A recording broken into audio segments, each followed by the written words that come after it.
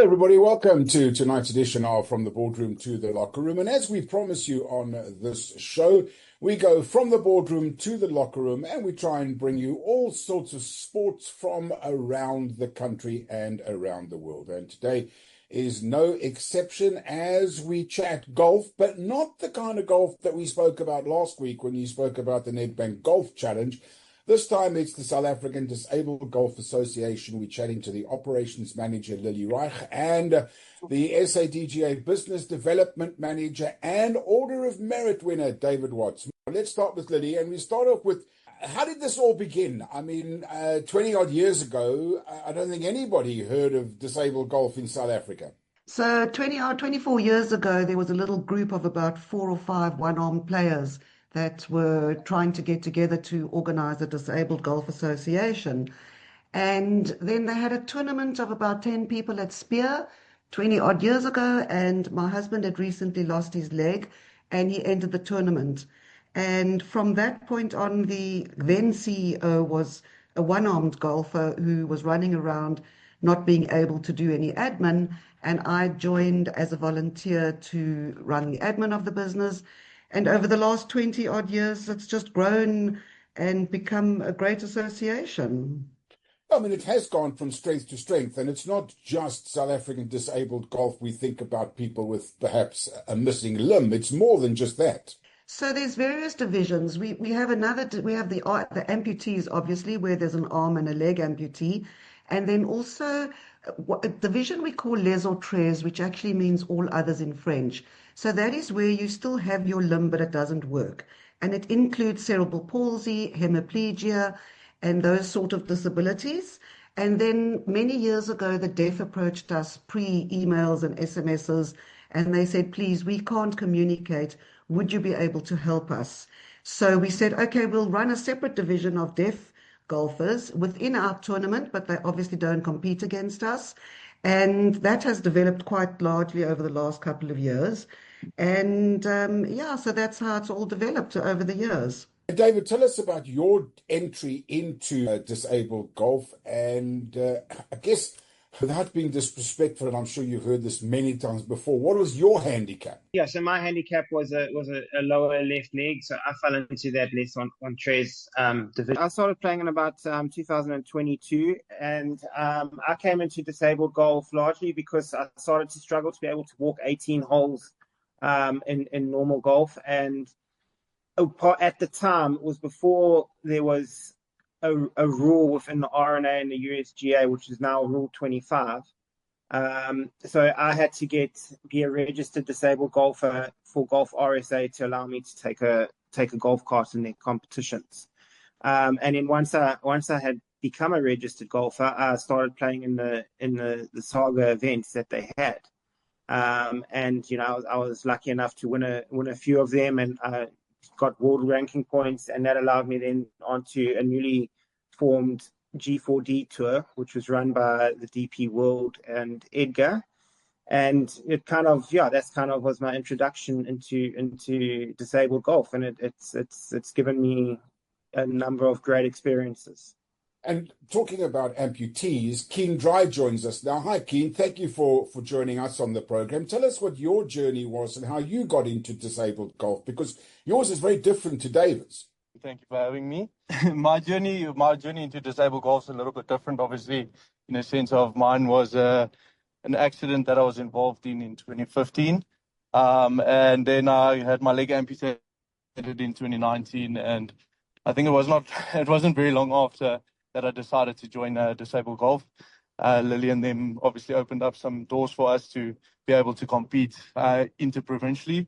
And that sort of just took me on. And I just wanted to start competing. What was it like? I mean, you go back to 2015 when you lost your limb. Very active sportsman before. How did you adjust? I mean, what was it that motivated you to get back, excuse the pun again, on your feet? Yeah, I think naturally as a sportsman, we have a little bit of a competitive edge. For me, I played golf for about a year and a half before I had my amputation. And so coming back into golf and seeing it as a new like challenge and like struggling a little bit at first, and then seeing people with disabilities and different disabilities play golf at a better level than I did, kind of just sparked the the competitive edge within me. And yeah, I just wanted to get better. So I think that's pretty much sums it up. How different was it? I mean, you say a year and a half of playing with two limbs to now all of a sudden having to play with one limb. I mean, you hear the likes of Tiger Woods saying they change their swing all the time and they change the grip and they do all sorts of things. How was the adjustment for you? Yeah, again, so I played with a pretty low handicap, playing right-handed at first. So when I had lost my leg, coming back to golf, was quite a frustrating journey. So I played a couple of rounds right-handed with prosthetic, and then realized that I was just getting frustrated and I wasn't actually enjoying what I was doing. So I then decided to change to left-handed, and learn to walk and play golf simultaneously was obviously the answer at that time. And yeah, like I said, it just kind of kind of gave me a new challenge and the ability to enjoy what I was doing. So yeah. But David, I'm sure you can relate to what Keane is talking about by virtue of the fact that you obviously on the golf course and seeing these guys who are without a limb, an arm or a leg or whatever, and it is, I'm sure, different to the handicap that you have. Yeah, of course. I mean, with every disability, there's unique challenges that face the golfers. Even, I mean, there's a number of different types of amputations that guys have as well that affect them greatly. Whether it's below the knee, above the knee, if it's their dominant arm or lead leg or whatever the case may be. So it's a very unique way, and I mean, I think that's one of the beauties of golf is that there's no right way and no wrong way to play the sport. So it allows a huge amount of, improvisation and yeah, it's that's I think why it lends itself so well to disabled golf and all abilities golf. And it's one of the things that's great to see. I mean, you'll see like from the Cape Town Open that we had this weekend. There was a player, Issa Narab, who's from Cameroon, who's a double amputee, missing a number of fingers, and he's got a unique way that he's found. He straps his hand to the club. He's obviously got two prosthetic legs, and he plays incredibly good golf. So I mean, just putting that out to the world and letting them see is it's an incredible thing what people can achieve, when they've been dealt a bad hand. And Lily, when we look at these participants that you deal with, it must be extremely humbling to see what they go through, but it must also be extremely difficult for you when you need to put events on for them. There's all sorts of things that we as able-bodied people must not even think about. There are a couple of things, the course setup sometimes needs to be different if we've got para-golfers, which are the guys in the wheelchairs with the mobility devices, for the blind as well. So you've got to always remember that your blind has an aid, so you need space for the aid to stand out of his swing so that he can play. But we do have rules. All our tournaments are world ranked, and there are international rules which we do have to follow as well, like the size of the length of the course and those sort of things. In the past, I think it was 2 years ago, we did the bunker mat project where we filled all the bunkers. We took the sand out, put mats in, and then covered it with sandbags and then sand on top so that the wheelchairs could actually glide in and drive into the bunkers to help them, which also helped tremendously with the leg guys. So yes, there's quite a bit, but we do play as able-bodied. Besides the Rule 25 where they're allowed into carts, our rules official is very, very strict. In fact, in the last 2 days of this tremendous wind that we had in Cape Town, he gave us no extra allowance for it. But setting up the golf course, we do have rules officials to help us, but we also do have set standards that we have to keep to. And also, I mean, I guess just logistically, never mind on the golf course, around the golf clubs, getting onto aeroplanes, out of airports, into hotels, all of that must be a logistical nightmare. Yes, I mean, you look at hotels, there's not many hotels with more than one or two disabled rooms. We need to always try and be as close to the golf course as possible because shuttles also then become a problem. And we also have a tremendous amount of development kids that join us. And there are masses and masses of rules and regulations from indemnities to Department of Education allowing them to come, to having teachers, to having interpreters for the sign language.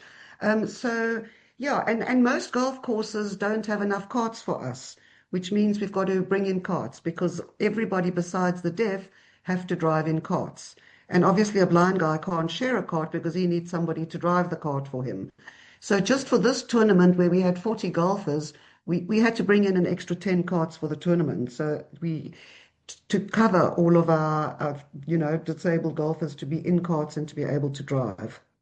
Unbelievable. Right, let's talk back to the golfers again now, Keane and David. I mean, I'm here in Cape Town. I couldn't believe the wind. You guys, and we'll start with David. You guys must have struggled on that golf course with that wind. Yeah, look, it wasn't a huge amount of fun on a Sunday particularly. It was exceptionally windy. There's certain areas on the golf course that are very exposed. There were a few cases where the ball was just blowing around on the greens. But it's golf, as my one friend likes to tell me, golf is an outdoor sport. So you have to endure the conditions, and sometimes they're a bit rough. Having said that, there were some good scores on the Sunday. In fact, I think there were better scores on the Sunday than there were on the Monday, which was the conditions were quite a lot better. And I think sometimes it goes that way, kind of it forces players to kind of knuckle down, maybe play a little bit safer, a bit more conservative, and play within themselves. And at the end of the day, they end up with a better score than if conditions were better than what they were. So that's always one of the interesting things when you look back and you see the scoring versus what the conditions were on the two different days. And Keane, for you, I mean, adversity is clearly something that you've overcome. You've run marathons and so on. I mean, must have been a bit of a marathon for you on the Sunday in particular, as that wind was howling at, I don't know, whatever it was, like 70 kilometers an hour, and felt like even more at times. I didn't play this weekend's event. Unfortunately, I had other commitments. So yeah, I can't say the same as what David did or said because I didn't play the same course. I did have my club champs on Saturday and Sunday as well. So I experienced the win, but not the same course as David in them. But yeah, I think like David said, like golf's an outdoor sport. I take it as a challenge, and it gives us an opportunity to learn and grow. And understand, what our golf's really made of. Being a fair weather golfer is not always the best thing. So, yeah. Tell us a little bit more about your sporting history, because I'm quite amazed at what you've done and where you are today. Yeah, so from a young age, I've always been obviously competitive in every sport possible. I went to school in Joburg, and being in a boarding school allows us to, participate in most sports or almost everything. And after school, I decided to pursue rugby as a career and went to play abroad, played in France for a couple of years and then went to the UK. And then when I came back, I was involved in a car accident, and then that obviously, sent me in a different trajectory or a different direction for what I wanted to achieve with my sport. But yeah, basically, since my amputation, I've been fortunate enough to do triathlon, won African championships, and I've run Comrades twice. I've run 2 Oceans a couple of times, and as you mentioned, a couple of marathons. And next year I'm doing Cape Epic, so I've got a great opportunity to do Cape Epic, and so that's the next task. But obviously, when it comes to the golf always stays a passion, and like I said, Lily and them always offer us opportunities to sort of grow in this. And Lily and I actually had a discussion not so long ago to see what I can achieve or what I can set my mind to coming or going forward in the next few years to try and compete on the level that David and them are currently competing at. I guess, Keane, if this had happened to you 30 years ago, for example, the technology and the ability to have these prostheses with all sorts of wonderful technologies would not have allowed you to have done all of these things that you've done. Yeah, I think even David could speak from his side. Obviously, he's got a different journey and a different story, but I think technology is obviously a big help. I think having the ability to afford these things is another one. So, I'm in a fortunate position where a lot of these things are like assisted to me. So, I don't physically have to worry about paying for most of it, which is a big help. But obviously having the support system around us allows us to get these things. But again, as you mentioned, technology has definitely advanced quite a bit. Again, I've come into the new generation of prosthetics, so I've only really enjoyed the journey. All my things have been relatively up to date. So yeah, like I said, pretty blessed in that regard. But yeah, if I could mention something in that side, it's the cost that like it sets out not just for SAGA or not just for individuals themselves, but for a group of people to allow people to be mobile and get the help or the assistance that they require to live a normal life. That's much bigger than people really understand. Absolutely. Now, David, let's talk about your journey, if we may, because I guess 20 years ago, there wouldn't have been the opportunities that you've had. I mean, the G4D Tour, you've now won the Order of Merit. You're going to be on that again. And you've obviously played with some of the best golfers in the world and on some of the best golf courses in the world as well. Yeah, for sure. I mean, that's so if I'm not mistaken, the test for G4D Tour started in 2019 and over 2020. Obviously, 2020 was a bit disrupted, was a bit of a different year with COVID and whatnot. And then that came into being, I think, in 2022.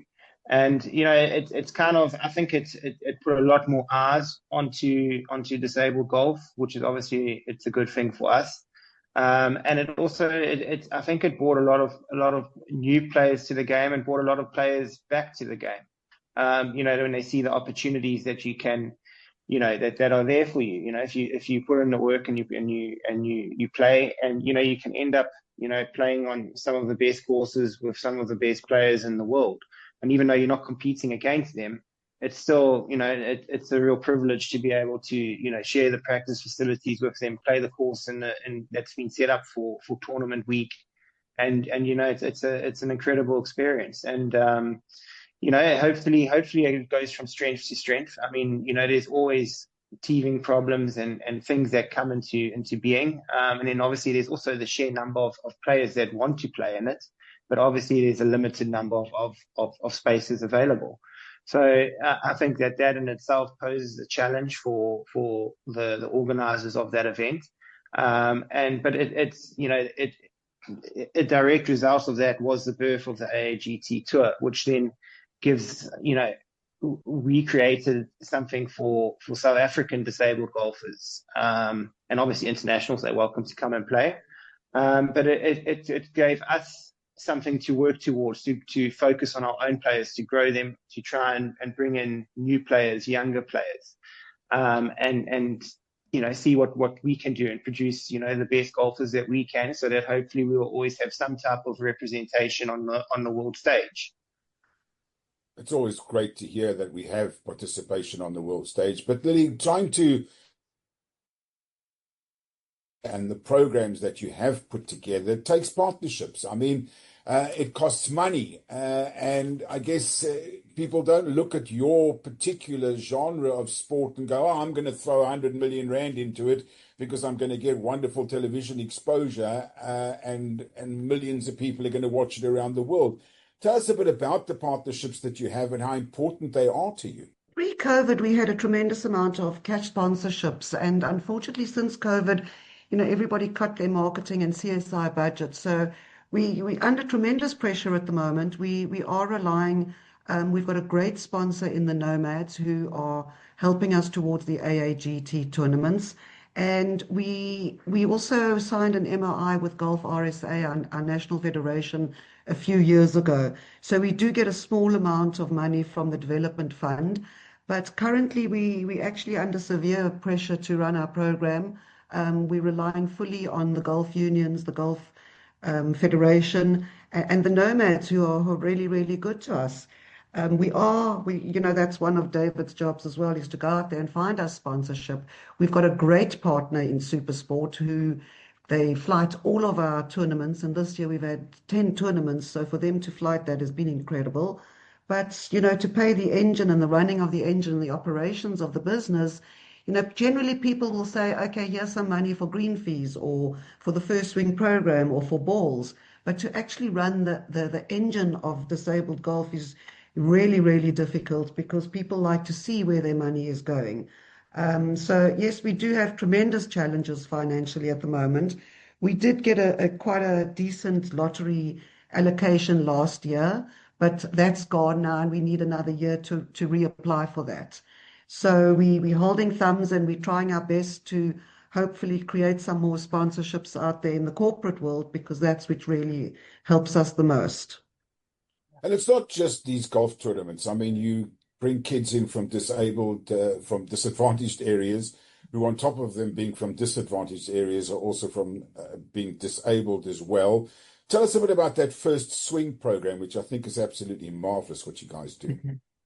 So the first swing program started about 15 years ago. I realized that a lot of the kids from our disabled schools will never be able to play 18 holes simply because they were just too severely disabled. And I decided with my directors we raised some funds to build modified golf environments for them. So in 30 of our schools, we asked the school, can we please have a little area in your school, preferably indoors? And we built, we put the DuraTurf down for them, and the walls we painted with all the life skills of golf, which we believe are the life skills that a lot of the kids are not getting, like honesty, integrity, good sportsmanship. And we go to these schools every single week, or they come to the golf courses if they've got transport. And it's more of a therapeutic program. And we've had the most incredible results in that the teachers and the physiotherapists are telling us that after a first swing program session, the kids are a lot more alert in class. And I think they also get out a lot of their energy by coming outdoors and playing this game.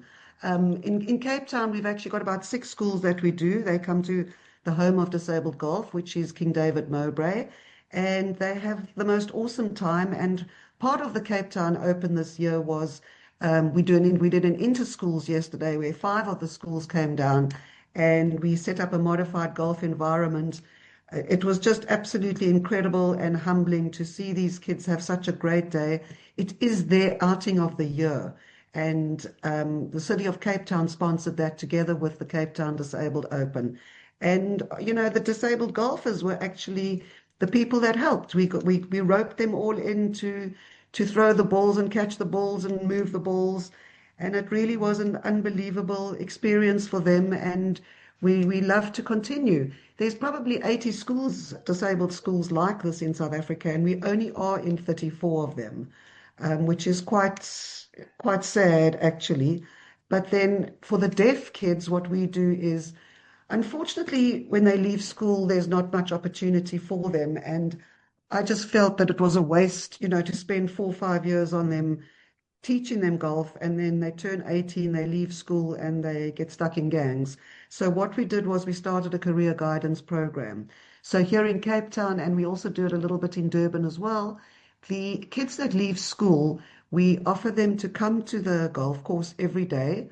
We give them taxi money and 2 meals, a breakfast and a lunch at the golf club, and they work as appies to the head coach. So they carry the bags, and we've started to teach them how to be assistant coaches. They help with the sessions, and they're actually very good golfers as well. They've all done very, very well. Zubanati Croti, one of our girls, won the ladies' deaf division Stableford now this weekend. So we're super, super proud of her. And she's one of the girls that we're going to actually upskill her to try and give her an admin position. We have a big challenge now in that school is ending again. I've got 6 of them coming in every day, and I've got about 15 on the list that want to come in, which we obviously just can't handle all of them. The King David Sports Trust, which is the sports trust funding which was made from the sale of the King David land, help us to run this program and to give them an opportunity to not end up on the streets after school. David, as business development manager, what are the challenges that you find when you go to organizations and ask them for funding? And double barrel question, where's the government in all of this? Yeah, so look, I mean, it's obviously it's extremely tough at the moment to find cash sponsors. We've approached a number of different companies and organizations, and private equity type of places, and it's often just to try and get through the doors is the first challenge, and then to actually end up dealing with the correct person and trying to put your proposals forward and what you can offer. It's very, very difficult. And we've had, to be honest, very little success over the last couple of years. In fact, I think we haven't had any success since before COVID time. So yeah, it's a number of it's extremely difficult. And to answer your question in terms of government, I think Lily might be better suited to answer that question. We obviously there is money that does come from the Department of Sports that do fund part of our projects during the year, but obviously it's limited funding. So yeah, to go back to the question on finding cash sponsors, it's very difficult. And if you have any contact details, please feel free to send them to me. Absolutely. We'll talk about that before we end the program and give all the details and the numbers out. No, I just wanted to, just on what David was saying as well. We did have some decent government funding, and 2 months ago we got cut 60% with no reason. And it wasn't only disabled golf, it was many other federations as well, athletic, swimming. In fact, the Deaf Olympics was also cut. We managed to select a team of 6 golfers to go to the Deaf Olympics, of which 4 of them were products of the First Swing program.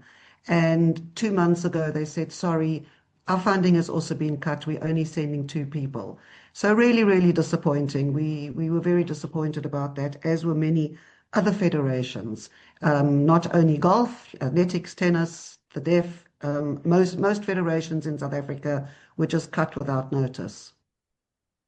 Which is strange when you consider that coming up in a couple of weeks' time, there's a $1 million, Nedbank challenge with millions of dollars up for grabs. And then, of course, you've got early in the new year, the Live Golf event that's going to take place here in George, where millions of dollars are going to be invested. And yet you guys seem to have had 60% of your funding cut. I mean, that just doesn't sound very balanced, for lack of a better word. Yep, I 100% agree with you. And it's put us into tremendous pressure because these budgets were made in January. I present budgets to my board for the year. And come October and the budget gets cut, what do you actually do for the rest of the year? So it is a big problem, which is why we're appealing to sponsors to try and help us, because it's really difficult. Our National Federation is trying to help as well, but unfortunately there's only so much they can do. And yeah, difficult times. Absolutely. Keane, I haven't forgotten about you. I know you're still there.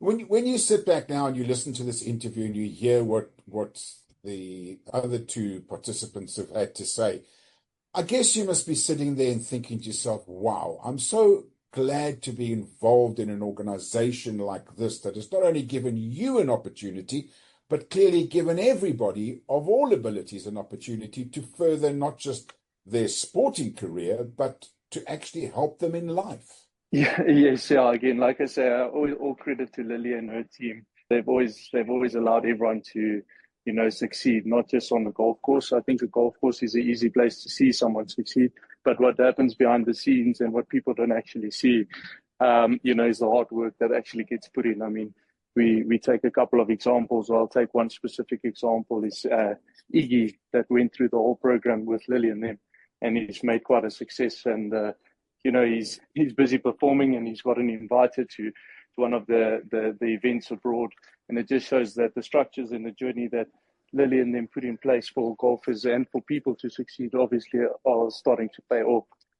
On a personal perspective, like obviously I am fortunate enough to be participating in these things and being able to have my input and say, or ask my questions or get my help that I require. Lily and them have always reached out and always given the best. Keane, what's next for you? The rest of your 2025 look like and into 2026. What are the plans? Yeah, I've gotten quite fat since comrade, so I probably need to start training. Golf season is coming to an end for me. Yeah, so I'm getting on the bicycle and need to start running. So I've got Cape Epic coming up in 2026, and then I've got comrades again probably later on in June. So I need to start losing some weight again. And David, I know you've got a very big year coming up, and I'm very impressed to see that you're going to try and get through the Q School. I've got 2 events left for this year, which are on the Bushveld Tour in December. And yeah, so I start my year off kind of in the middle of Jan, where we've got 2 events in Portugal, which are Edgar events. And then, yeah, I mean, I've got kind of a lot coming up on playing some race to Q School on the Bushveld Tour and Q School on the Sunshine Tour in March. Sounds absolutely amazing. Lots to go, lots to look forward to. Right, back to the boss. Talk to us about how people can get hold of you guys, and if they want to contribute. I mean, there are many people that are listening to this program, and I'm sure after the inspirational chats that we've had and their understanding of what the difficulties are, they'd like to come forward and help you guys. How can they, and what do they need to do? So we've got a website, www.sadga.co.za. We're quite active on Facebook and we on Instagram. They can contact me. They can contact David. If you see somebody, you know somebody on the golf course that's disabled, tell them about us. Watch our programs, support us. Come and check out the children's programs, and just create awareness about us. And potentially, if you know of somebody that's looking to sponsor or get onto TV, we offer great packages. Just give us a call and we'll call you back and register you if you're a golfer. Doesn't matter what golf handicap you are. Just come and join us and create awareness of our beautiful sport. And the website to go on to? It's SADGA, South African Disabled Golf Association, SADGA.co.za. Lovely stuff. Lady Reich, David Watts and Keane, it's been an absolute pleasure chatting to you on From the Boardroom to the Locker Room. I'm inspired by what you guys do, and I have mentioned this before when I came to one of your tournaments and I stood on the first tee and I watched what these guys do. Oh my goodness, I am so privileged, as all of us are, without even realizing it. That is tonight's edition of From the Boardroom to the Locker Room, as I end it every single night, and it really is apt for this particular program tonight. Be nice to each other. Until next time, bye for now.